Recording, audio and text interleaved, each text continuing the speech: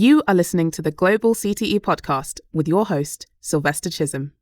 Welcome, my friend, to another episode of the Global CTE Podcast. This is the place where we invite the best, the brightest, the movers, the shakers, the innovators to wrap a blanket of goodwill around our career tech education community. Today is no different. I have my friend, Dr. Brooke Rice from NAF here. I can't wait to dig into this conversation. But first, let me tell you a little about Dr. Rice. Dr. Brooke Rice leads the charge for increasing equity and access to high-quality work-based learning for high school students across the country as the Vice President of Work-Based Learning and Advisory Board Activation at NAF. Throughout her career, she has worked at the local, state, and national levels to create resources, provide training, and implement programs to help students achieve their career goals and connect them to businesses who are looking for innovative ways to scale their future talent pipeline. Brooke, welcome to the show. Thank you. I'm super pumped to talk about this. There's so much innovation, transformation, conversations going around work-based learning and what's the best way to do it. And so I'm super excited to share your journey, your approach. But before we get too deep, like, what's your origin story? Tell me, how'd you get here? Yeah, absolutely. So I would say that I fell in love with teaching and learning at like a really early age and just knew this was a passion of mine. And I actually fell into CTE my senior year in high school when I was kind of balancing between marketing and teaching as the potential careers of choice, and found out that I could do both. And so I started teaching business and marketing education at the high school level. I taught for 10 years in rural North Carolina and absolutely loved it. And, you know, I was a DECA advisor and a swim coach, and we had a school store, and, you know, we did all of the things. And we would have a couple of internships every year. And we thought, you know, wow, we're doing some great things. But I really just kept seeing our seniors graduate year after year, floundering a bit, not really knowing what they were going to do. And they were either kind of pushed into college without knowing what the career choice was going to be, or they were just kind of left high and dry and really not knowing what they wanted to do. And so they kind of got stuck. And so just really looking at this and thinking, you know, what can we do to better prepare our students? And so I really dove deep into work-based learning. I felt like that was a really great opportunity. And I just felt like we could do more. And so really worked with my CTE director. We actually came across NAF, which is where I work now. And we went to their annual NAF Next conference. And I was so blown away by the schools that had like 100% internships, and these students were on stage and they were so poised and professional. And I just kept thinking that's how I want our students to be. And so we actually started a couple of NAF academies in our school. And I was the director of an academy of hospitality and tourism, which I absolutely loved. So much fun. And then just kind of worked my way over into the nonprofit space and started working for NAF. And I've been here for 10 years now, which is crazy. Wow. I love that. That's a sign of you have found your place to be. When you're introduced to it, you're like, oh, we should use this. And then it's like, no, I need more. I need to go deeper. So touch on that really quickly. As I know NAF serves like 112,000 students, but for someone who's listening, what can you break down? Like, what is NAF? Yeah, absolutely. So NAF is a national nonprofit organization, and our kind of main core business is our educational design. You know, career academies is what a lot of people know us for. And so for that, we have about over 600 career academies across the country in like 35 states, territories. And I mean, we have a huge network. serving 112,000 students. We also, have a variety of supports that we offer. So in addition to the career academies, and the kind of 4 pillars of design in terms of academy development, curriculum, work-based learning, and advisory boards, we also work with national partners to bring work-based learning to those students. And we do advisory board activation, which is one of my team's roles, to support the development and maintenance and impact of advisory boards at the local level. That's awesome. Awesome. Thank you for sharing that. Just to help us level set, so everyone's on the same page here. Now let's dig into it. Work-based learning. What is your approach to work-based learning, serving all of these students across all of these states and territories? So talk to me about that a little. Yeah, absolutely. So, NAF has been around for 40 years. So we've been around for a long time and have been an advocate for work-based learning for the whole time. But we really started thinking about, we were pushing internships, and still think those are incredibly important. I mean, the research is out there, right? How valuable internships can be.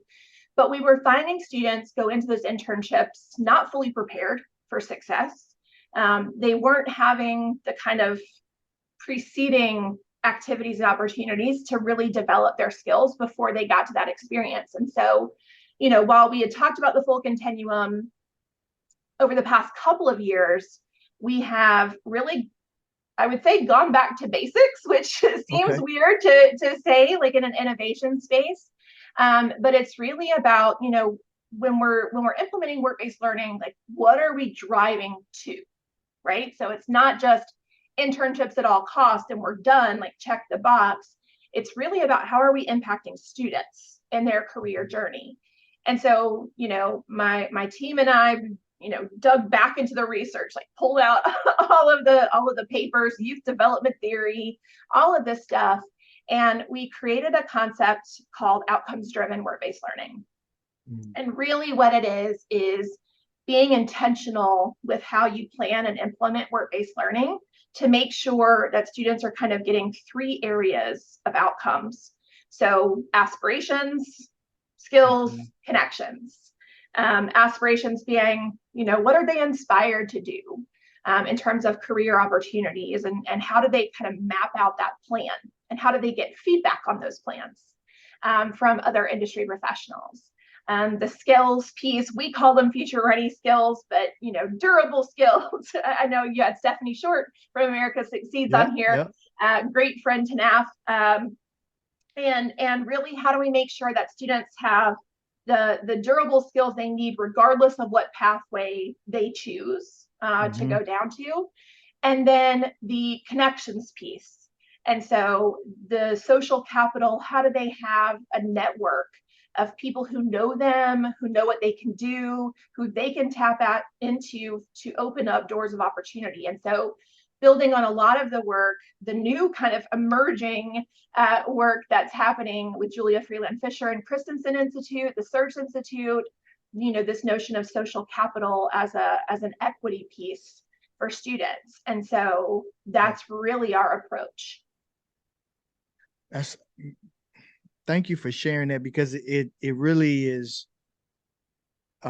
Sometimes we can put the cart before the horse, like, right? It's like, oh, everyone needs to do an internship, but why? Like, let's come back to first principles. And I love what you said: aspirations, skills, and connections. I know personally, I'm big on like early exposure so that kids can find themselves in the work. Can you talk to me when you say, I want to focus on that one part, the outcomes? Like, what can you give maybe a tangible example of like a kid in the program and this happened from aspiration to skill to connection? Can you share something absolutely. Like so, as I mentioned, we believe in strongly implementing the full continuum of work-based learning. So everything from, guest speakers, job shadows, mock interviews, informational interviews, which is my personal favorite work-based learning activity, to internships and et cetera. And so, our academies typically run from 9th through 12th grade. Uh-huh. And so, we're looking at being really intentional and making sure that our students are getting work-based learning every single year. And that those activities are really focused on, when educators and employer partners are coming together and planning out the work-based learning calendar, how is this hitting on aspiration, skills, and connections, right? So like guest speakers, for instance, are probably the most popular work-based learning opportunity out there, the most widely used because it's easy. Right? Because it's easy to connect to someone, pull them into your classroom, they talk for 30 to 45 minutes, and you reach a large number of students. So it's the easiest activity for teachers to pull in, but it's in the rate of outcomes, it is the lowest on terms of impact. And so you are kind of doing like what I like to call spray and pray, right? You've got one person up there talking about career journey, what they've done, in their career, how they've gotten there, and you may reach a couple of students, right? That are like that connect and that career aspiration resonates with them, that they want to pursue that path. And so they might be interested in that, but in terms of skill development, there's basically none. In terms of connections, you may create what Christensen Institute calls like a loose tie. So it's someone that that you've met, and who may be able to open a door for you, but they don't really know you as a person, right? It's hard to know 30 kids in a classroom at one time. And so what we're trying to do is really elevate things like guest speakers to like skills workshops. You still have one person, industry professional, coming in to your classroom, same number of students, but they're teaching a skill. So they're teaching project management. How do you do that?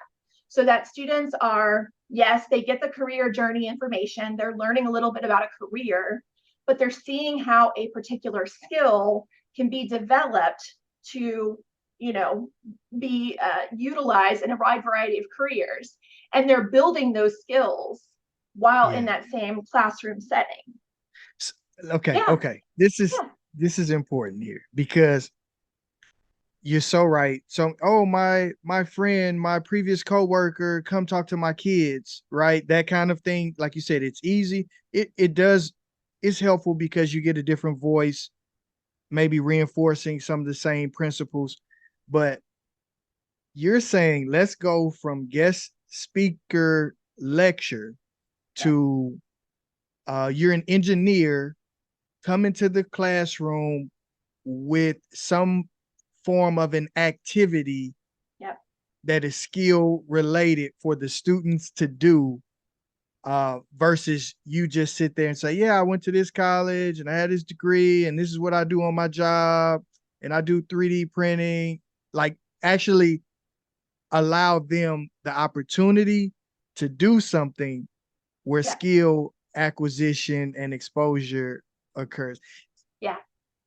So I'm sorry, I gotta stay here, Brooke, because I have a 16-year-old and I keep them involved in a lot of stuff. And because I'm in education, I'm always asking for his perspective. Like, you heard from someone from JP Morgan, some big senior VP, that kind of thing.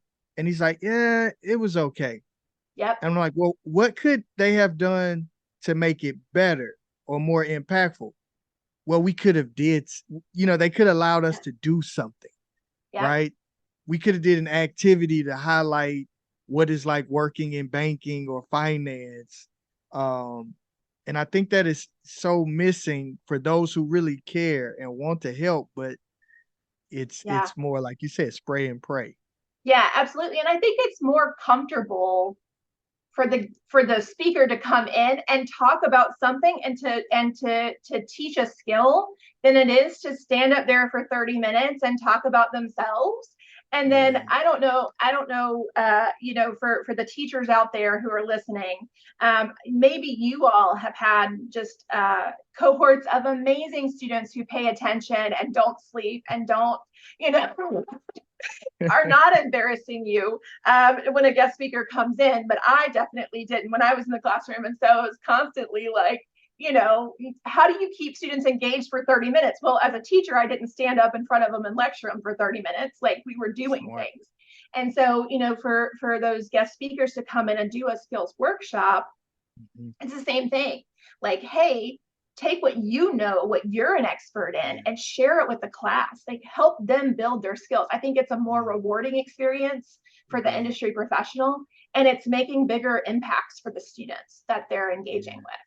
And do you think that build out is because some working professionals may not understand that part? Do you think it needs to be a collaborative effort between the person, I'm inviting you to my classroom, I want you to share your story, but I also, like, here's an activity I think we should do that kind of lifts up something from your industry. Let's co-produce this or co-lead this. Absolutely. Yep. Yeah. Okay. And it doesn't have to be something like highly technical. It can be something like, human-centered design.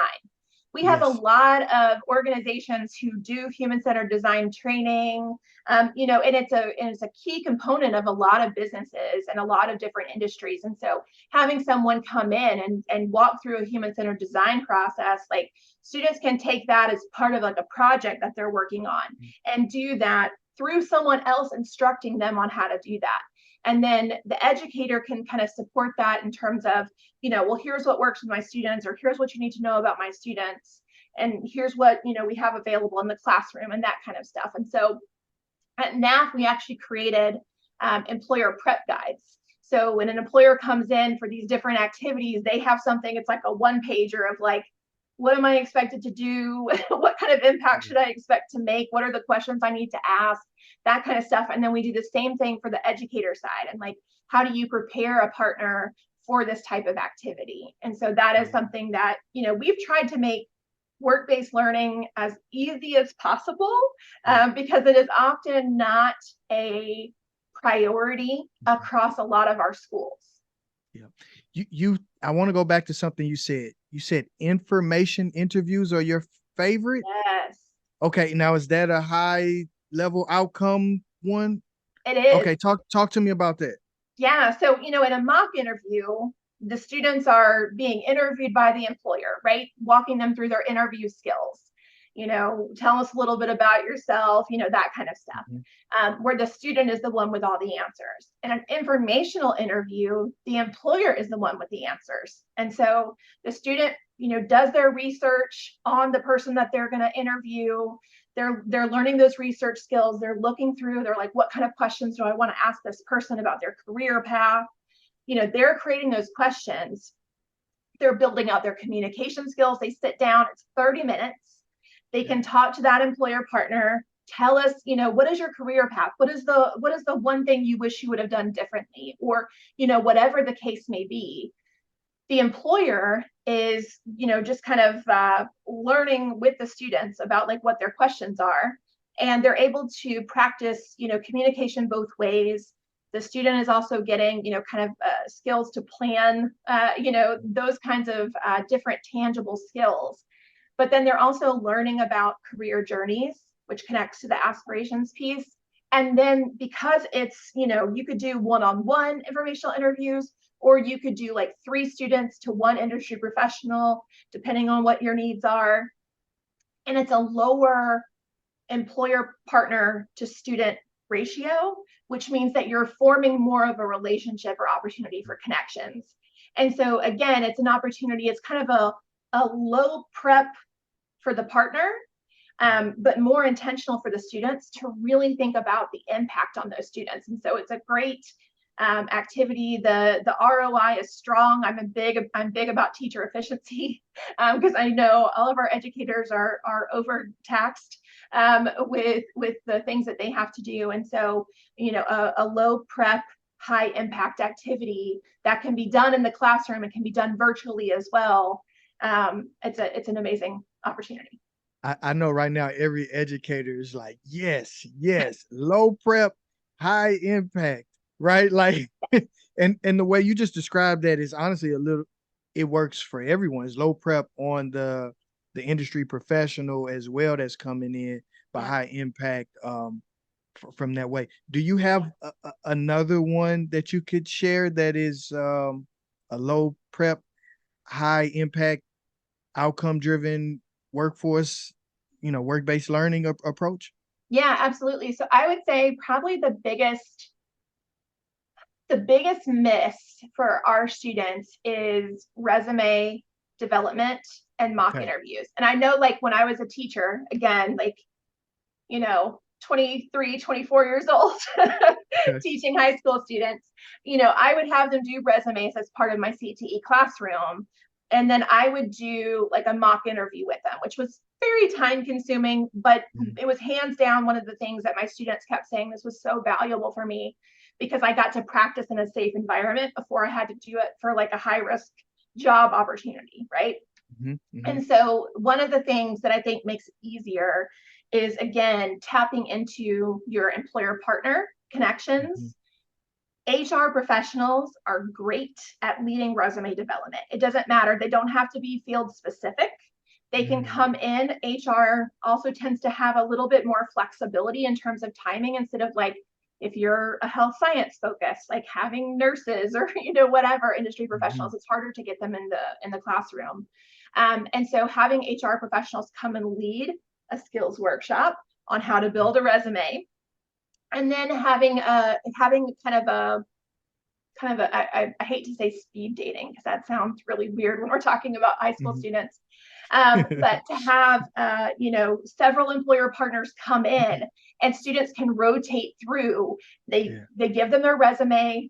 The person can read their resume, give them feedback there, and then do an interview with that student and walk them through and give them feedback. So again, it's like one day. There's a little bit of logistics planning, but it's such a valuable opportunity for our students and for the employer partners to see, like, this is your future talent. This is your local economic development right here. You have the opportunity to shape these students in ways to help them better prepare to enter the workforce. That's everything right there. I'm a firm believer that, like, our education system should represent what industry needs, like now and into the future, not what was in the past or what once worked, but how we preparing our learners for what's happening now and next. I'm curious. So let's talk equity just a little bit. Yeah. I'm curious your thoughts on how do we ensure equitable, student participation in work-based learning opportunities. Any thoughts around that? Yeah, I think there's a big gap. I think, first of all, CTE programs have a focus on work-based learning in some way, shape, or form. So I think our students who are involved in CTE programs and CTE completers and concentrators have better access to work-based learning than like general student population. Our NAF academies obviously are hyper-focused on this. And one of the strategies that we've deployed over the past couple of years is tracking individual student participation across the full continuum of work-based learning. So we kind of created our own tracker, which is like in-house. There are other trackers out there. There's different organizations who have them. But what we're really looking at is moving from the model of, hey, we had a job shadow and there were 50 kids. You have no visibility into who those 50 kids were or how many activities they did. So we're looking at tracking at the individual level. So I can see, Sylvester had in 9th grade, he had, a job shadow and a work site tour. And then sophomore year, he did these things, et cetera. So I can now look and see how many activities that you're doing. One of the things that I think was interesting and just having people record this data was the aha moments that came out of some data analysis for them. They were looking at it and saying, we had like 5% of our students who did 12 different activities in a given year. They were the ones who raised their hands. They were opting in to do all of the things. And then we had like 30% of our kids who did nothing. So like, now we need to think about like, how are we recruiting for these events? How are we thinking about like, making sure that the work-based learning that we're offering is relevant and resonating with the students that we serve. And so we're really looking at that data. And then for our academies, we're really trying to get them to think through, like, not only are all of our students, involved in some sort of work-based learning every single year, but then they have the full continuum of work-based learning. And so, internships can be a challenge. We have, various challenges for students to get internships. It can be the availability of internships in your area or virtual internships that are available to you. It can be about transportation issues. A lot of our students don't have their own transportation or live in areas where like city and public transportation are not available or expensive. And then we have students who don't have, work documentation to work in the United States. We have all of these different barriers, not to mention like conflicts, like I'm in band camp and I'm doing football, right. all of the things that kids do. And so one of the things that we were really focused on is, not only having internships and really expanding those opportunities, and apprenticeships as well, but really thinking outside of the box of like, if we're not able to offer that for all of our students, that doesn't mean we just give up on the rest of them and like, oh, sorry, there wasn't anything for you. So we started really including mentored industry projects as a way to kind of get some similar experiences for students on kind of a larger scale. So having businesses bring in authentic projects that, I think it was Corey that was talking about like the 10th thing on your list. Oh yeah, right? that's my favorite. He's like, everyone has a 10th thing. Everyone has a 10th like thing. It's important. If it happens, it's like, I'm like, that is so good, Corey. Exactly. That is so good. Yes. And so, taking some of those projects, bringing them into the classroom, the students working collaboratively together on a project, and then, having a mentor kind of guide them along the way. So doing check-ins and saying, how's this going? What's working? What's not? Tell me where you're getting hung up. So having that mentorship throughout a project still provides students an opportunity to have and develop the skills that they need to be successful. They're still getting an opportunity to see inside potential career choices, and they're having an opportunity to make connections. And so while it's not as amazing as an internship can be, and mentored industry projects can be paid or unpaid, depending on how you set them up, it is something for everyone. Yeah. And so it really is advancing equity. And I will throw out a partner who we absolutely love, District C, which is so they're a nonprofit partner based in North Carolina, but they work across the country. And so District C actually trains teachers on how to facilitate teamship, which is their model. And so they go through this teacher professional development, which is the best professional development for a lot of our teachers that have been through this program. And then District C also recruits partners that have the projects.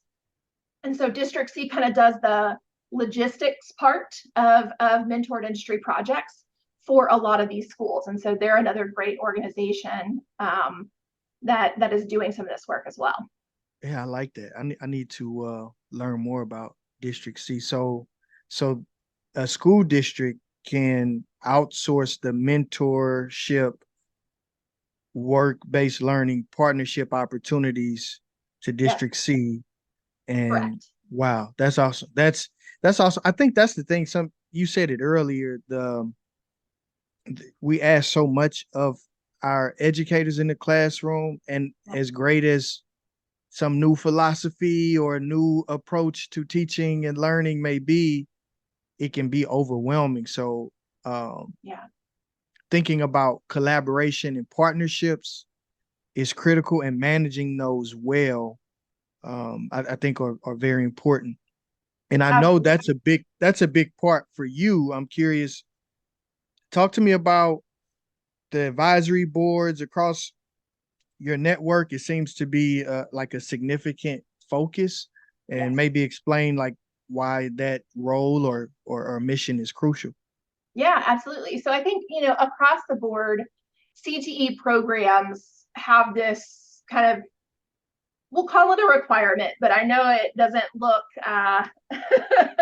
as organized everywhere, to have kind of a industry advisory council, right? Yeah. And sometimes those are highly effective groups of Mhm. individuals who are coming together and organizing work-based learning and all of that. In a lot of cases, we find that they are more of kind of a head nodding group to say, like, yep, that's the curriculum you should offer. And, yep, that's what our workforce needs, but they're not really activated.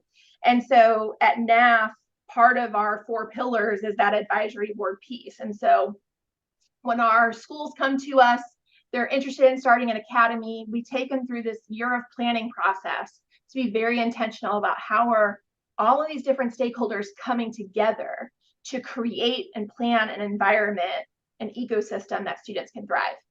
And so for our advisory boards, we really help our academies understand how to build those advisory boards and how to activate and leverage their interests and network to produce impact for students. And so we do a lot of work, within the design, we do resources and tools and things like that. But then we also do a lot of local support for, like, how do you engage? How do you recruit new partners? How do you engage partners and activating them to this work? How does your advisory board operate? What are your bylaws? Like, we have all of these different templates, which again are free and publicly accessible to anyone who wants them, on our site. And, that's just something that we really believe in. Okay, that's so important. And as a person who is on multiple CTE advisory boards for school districts, in my home state and across the country, I do see some that do it better than others, Yeah. where some it's like, oh, I thought we were going to, all I did was introduce myself. I didn't really get to engage much here. It's Yeah. just like you're doing something to just check off the box here. Yeah. What do you have one of your academies that is crushing it with the advisory board that you want to like lift up? Like, what are they doing that's making it exceptional? Oh, that's hard. There are so many within our network that are just rock stars. I will start with Miami, and then Okay. go to Porterville. Okay. So Miami is, obviously a large urban metropolitan district. They serve, tens of thousands of NAF Academy students and, other CTE programs across the board. And so they have actually set up their board, and their board has been sustained for 40 years, which is, a Wow. lot. They are very active. They actually divided their board into 3 separate boards that then kind of have a task force that come together. So their boards are kind of like business and finance, like industry theme focus. There's like the health science theme focus, and then there's like hospitality and tourism, and there are other themes that come underneath that. So like education, aerospace, that kind of stuff that fall underneath those. But those industry boards actually serve all of the academies and CTE programs that fall under that specific career space. They organize, they plan their work-based learning, they set strategic plans every year, they come together, they are incredibly engaged because they meet on a regular basis, and they have action items. So when you come to the board, you you bring your talents, your time, or your or your treasure, Right. and you support the academies in that space. And then there's different, task force for recruiting, or there's a Miami student conference that has I think it's 3,000 students every year. Wow. That they do like a giant skills workshop, internship prep. They do internship interviews during that time, which is an amazing conference called the Miami NAF Mega Student Conference. And so that's a board that has really found its groove, and it's sustained over time. They have amazing CTE program leads who are supporting and connecting with that board, but the board really drives the work. And I would say the same thing in Porterville, California, which is a rural area. They have an amazing board, again, who is very active. They are very focused on work-based learning and internships in particular, to make sure that their students, regardless of the zip code in which they're in, have the opportunities and the connections to really get experience that they need to be future ready. That's outstanding. That's outstanding. I'm curious. I want to go back to something because you're like dropping so many gems here, Brooke. The work site visit. Mhm. How do we give us some best practices on making that high impact and not a spray and pray type of just a field trip? Like how do we lift up that to make it a high impact experience? Yeah. So I think key to everything with work-based learning is preparation for all stakeholders. So from the student perspective, doing some research on what that work site is like, how many employees they have, is this a headquarters? Is this another different type of location? Like, where are they going into? What does this company like produce or do, or, whatever. But then I also think it's preparation for the partners to understand, like, it's not just, hey, here's this machine that we use and, whatever. The goal is really about helping students envision, is this a workplace that they would like to work? And I think also something businesses should be thinking about is net promoter score. So for students, it's not just about, is this someplace I would like to work, but I have a whole family and friend network that also look for jobs from time to time. And this might be a place that I want to recommend or not, right? So when you're bringing in your students, it's really thinking through, yes, who is my audience and how do I speak to high school students, but really what is the purpose of this activity, right? So how do I show them the workspace, show them some cool stuff? What are some hands-on things that they can do? But another thing I would have you incorporate in a worksite tour is other work-based learning opportunities without. So great place for informational interviews. It's a great place for resume reviews and mock interviews. It's a great place to combo a job shadow with a worksite tour by just expanding your time there. So like there's a lot of things. I'm an efficiency person, so I believe in like stacking as many activities to get the most impact for our time. And so those are the things that I would really start with. What are the goals for this activity? And then how do we make sure that we're planning for that? I like that, Brooke. The stacking while on site, that increases the engagement too for the employees at the work site. That's awesome. Got two more questions for you. Yeah. So I'm thinking about we're on this durable skills education advisory group with America Succeeds. And then NAF, you have your 6 future ready skills like collaboration and communication.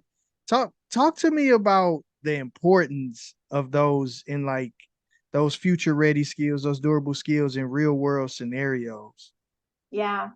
So I think the important thing that, when we talk about skills gap in general, like people assume like, oh, it's coding, or, oh, it's this highly technical skill, which, to be clear, those still exist. But really what we're talking about and the research that America Succeeds has done and proven is that the majority of the skills gap comes from actual durable skills misalignment, right? A lot of the students that, have had maybe a negative experience, we see the gaps have been around communication as a primary skill function that was a misalignment. And so I think really, we can incorporate those skill development opportunities through curriculum. How to do collaboration, for instance. Just because you stick people in a group together doesn't mean that they know how to work together. 16, 17-year-olds, like their priorities are way different than us as fully formed adult brains. And so helping them understand how do you work together as a team? What are the different roles? What are the different responsibilities when you're working together as a team? And then that translates, or gives them an opportunity to demonstrate that mastery through work-based learning. So applied skill development, I think, is really key. I want to pause there, and I have a follow-up question on that. So for a high school teacher who's listening, how would you create, or maybe you already have an example of this, a good example of an activity, a work-based learning activity that the primary goal is to teach communication or collaboration? Any thoughts on that? So I think communication is in a lot of different ways. And so I will start by telling you what I did wrong in the classroom for communication. And so one of the things, was students need to be able to communicate verbally and present information, right? So I'm like, oh yeah, student presentations, check that box, right? And for those teachers out there, maybe the pain of having to go through 30 presentations in a classroom. It's no fun for anyone, right? And it's not really helping them. It's maybe helping them overcome some fear, or maybe get a little confidence, or get some exposure in communicating verbally in that way.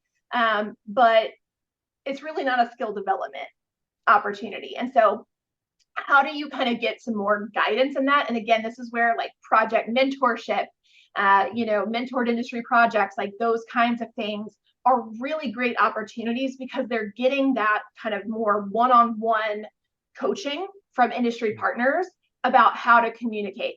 It's also an opportunity for a skills workshop. Can't plug those enough. How do you do a presentation without PowerPoint? How do you communicate? What are the tips and tricks for being a speaker, a keynote speaker, whatever. I think those are super important. I also would highlight CTSO competitions. Those are amazing sources of opportunities for students. Our DECA students, to this day have talked about how important those opportunities were for them for skill development. So I think there's a lot of different ways that you can do it. Again, it's just, if you know the outcome you're seeking, how do you plan intentionally to do that? Same ways that we do with curriculum of our students need to know X, Y, Z. How do I get this information? How do I check for understanding? It's the same thing with aspiration, skills, and connections. How do I build that in? How am I assessing that I'm making the impact that I sought to seek? That was so good, Brooke. That's so good. Thank you for sharing that.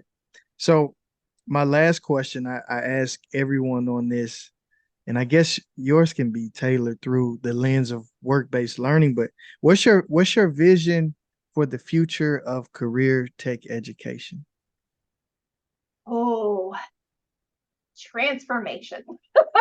I think CTE, first of all, CTE, I think has continuously led the pack in terms of education, and making sure that we're aligned with the outcomes that students need, which is, graduation is not the finish line. It is about helping them be prepared for what's next, and have, life-sustaining wages in a career that they enjoy. But I think for me, the piece that I see is the gap of work-based learning. I think it's something that we've talked about for a long time. We are starting to now track on internships or apprenticeships. And I know apprenticeships are really popular right now, but I also know that serves a very small group of students in our country. And so apprenticeships aren't for everyone. And so how do we build the full continuum of work-based learning and track on individual student participation and equity as a result of that? So I'm hoping NAF and others who are in this work together, how we are trying to change the field to really have our students have the impact that they need to be able to be future ready and to live their best lives. And for us, it's economic development as well. Thank you so much, Brooke, for taking the time. I love that answer. This was such a great episode.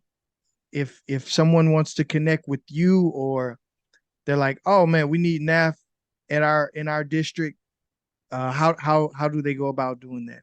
Yeah, absolutely. So you can visit our site at naf.org, or you can reach out to me at brice@naf.org.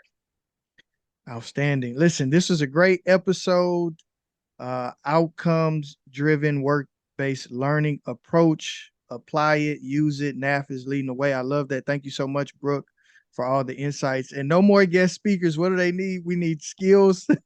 Skills workshops. Skills workshop. That's awesome. Hey, if you enjoyed this episode, share it with a friend. Don't be selfish. There's a lot of great information shared here today.